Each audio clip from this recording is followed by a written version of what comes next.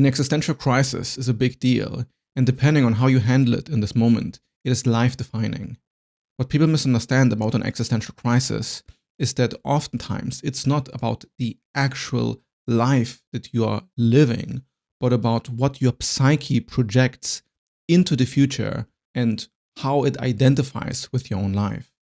A lot of metaphysical seeking about some true nature of reality or purpose and meaning in life is an immune response of the ego. The ego is figuring out that its old sense of identity isn't working anymore, and while it's breaking apart, it's starting to get the sense of crisis.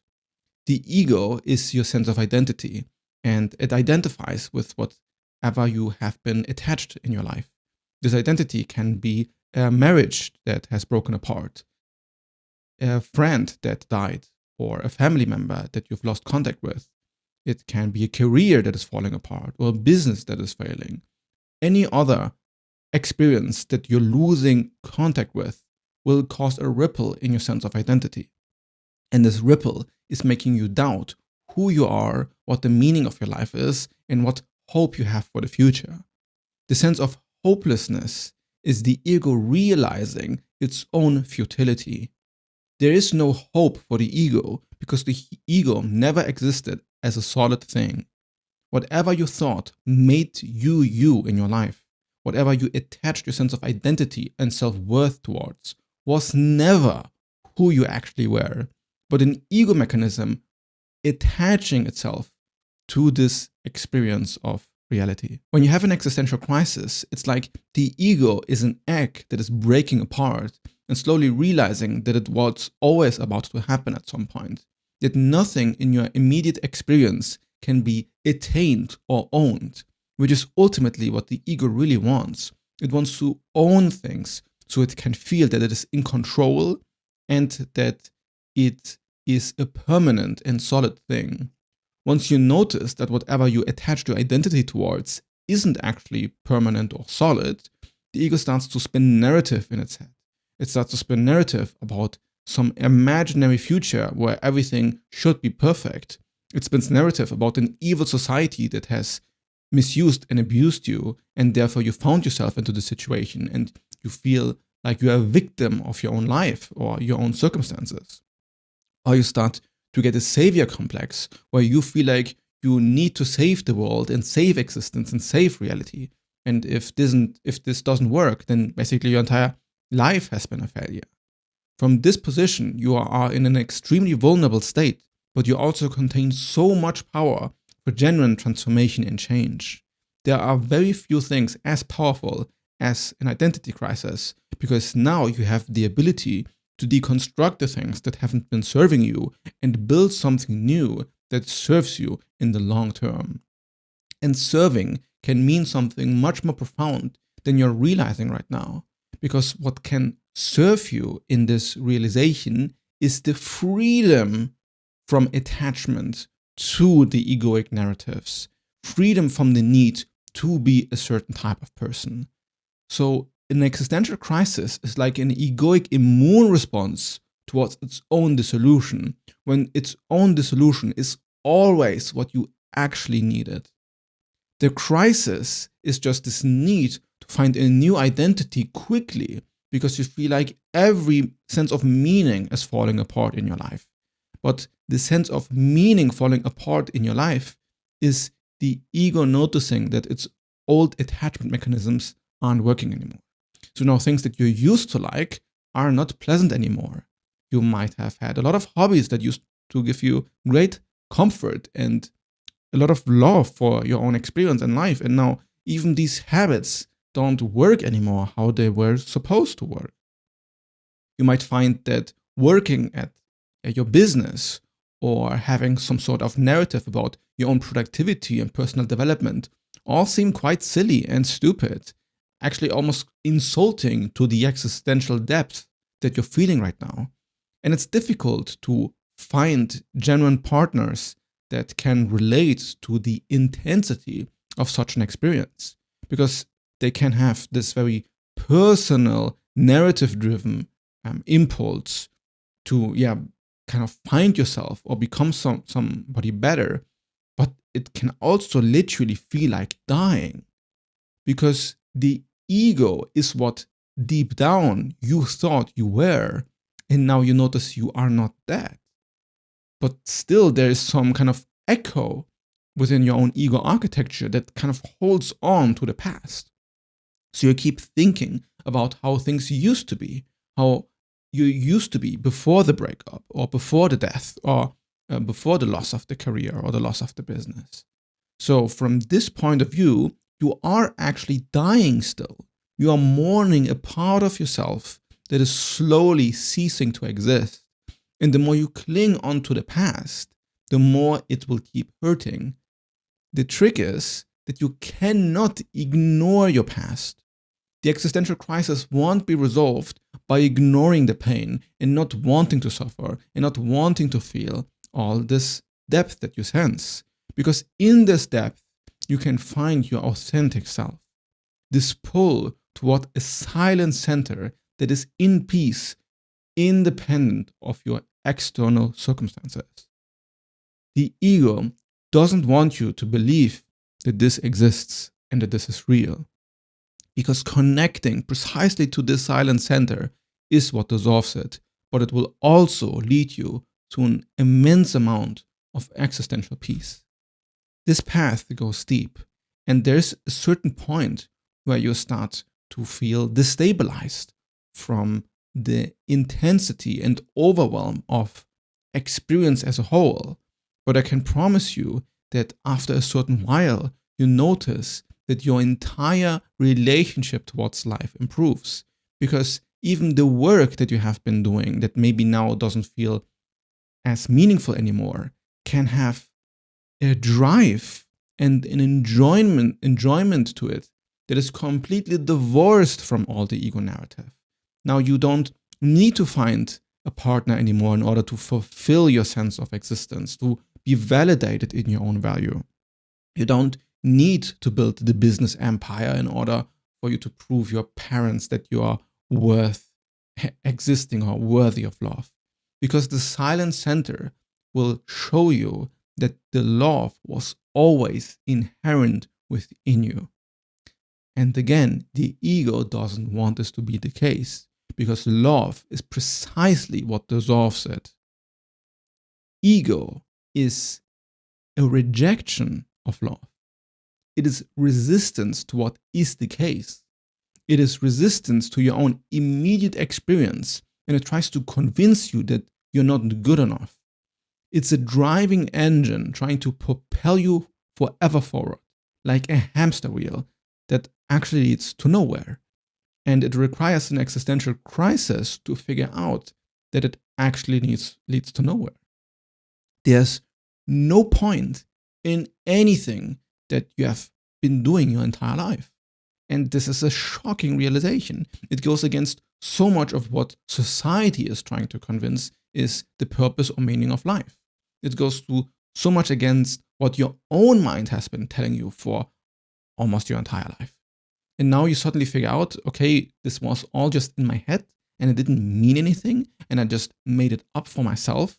That's an extremely painful realization. And it goes beyond just some psychological funk or some depressive moment. It's the foundational architecture of your mind being reborn and restructured. And of course, this must feel painful, because parts of this architecture are literally dying and they cannot see a way how they could possibly be rebuilt again. And to a large extent, they can't be rebuilt again and they shouldn't be rebuilt again. What the mind is doing is finding mechanisms like memories or certain addictive behaviors that kind of keep the energy trapped in the same loop, so it doesn't have to completely cease and die. But if you focus on the loops that try to kind of cope with this feeling, they're really just running away from something you know is inevitable. You know you must face the morning. You must face what comes ahead. And your life is in inevitability that wants to be made peace with. It wants to be loved. You want to love your entirety of existence. You don't want to feel judged anymore. You don't want to hate yourself for your own existence. You don't want to hate society or life or God or metaphysics or desperately find some philosophy where finally everything makes sense. This mechanism will always keep going until it exhausts itself. These are all other ways the ego tries to attach itself to some abstract idea of metaphysics. Metaphysics is simply your own psychology running rampant, grasping at straws in order to not cease to exist in its current state. The ego architecture audit I've developed is there to guide you through what it is that is the blind spot in your own psyche that doesn't want to let go, some belief system or rationalization that tries to hide you from yourself. What you truly are and truly want to be can be revealed when you take an honest look at yourself. It's just very hard to do it alone. It's hard to see one's own architecture without an outside perspective, one who truly understands the depth that you're feeling. The difficulty in this entire process is that there's no way out of the emotion. And to process past trauma and past negative experiences can only happen by re-experiencing and recontextualizing the experience in the present moment. There's no way you can let go of the past by not reliving it in some way in the present, which is the sense of sadness and feeling and mourning. And it can sometimes feel like as if you're re-traumatizing yourself or you're confronting something that's just too big and too hard to deal with. And this again is also a mechanism the ego uses to never actually take a look to what is going on in its own body and in its own sense of experience. But experiencing the past in the present moment is how you let go of the past. You can only let go of the past in the present moment of experience by looking honestly at what is haunting you and then seeing that the energy is completely vaporous. It is born out of a nervous system that is trying to convince you you're under threat when the threat isn't real. The past is already a fact. What has happened is already the case. So whatever the mind does to resist the past has to be, by definition, an illusion. How are you resisting something that is already gone? It can only happen in imagination. And future worries and anxieties are the ego trying to predict its own value in the future, in its own sense of worth for the future. The ego is always concerned about what has happened to it in the past and what is going to happen to it in the future. But future events are just anxieties spawned out of thin air by the ego validating its own importance. Because if there's an important event that you need to protect yourself from, now the architecture has a reason to stay there and to keep reinforcing itself. And you cannot lose it, because if you lose it, then what is going to happen 1 week, 1 month, or 1 year from now? It convinces you that you need it in order to survive, but you don't need it in order to survive. The only thing you need to survive is your own body. The ego is a mechanism within your own mind that ultimately is an illusion constructed to convince you that it is needed for survival. Because socially, when we get rejected or when we get judged, it feels like a sort of threat to our own existence. And then we construct this, reaction towards other people to be seen in a certain way. And then oftentimes when we lose a marriage, for example, now it's not just that we lost this partner that we loved, but we also have to confront the new perception of other people towards us, and we have to manage how we are being looked at. The tricky thing is that you can't really well distinguish between what is a sincere perception of other people and what is your own fears projected onto other people. Because a lot of people that I've worked with are so scared of being judged by others' perception of themselves, when this entire perception is, again, just a projection from their own past.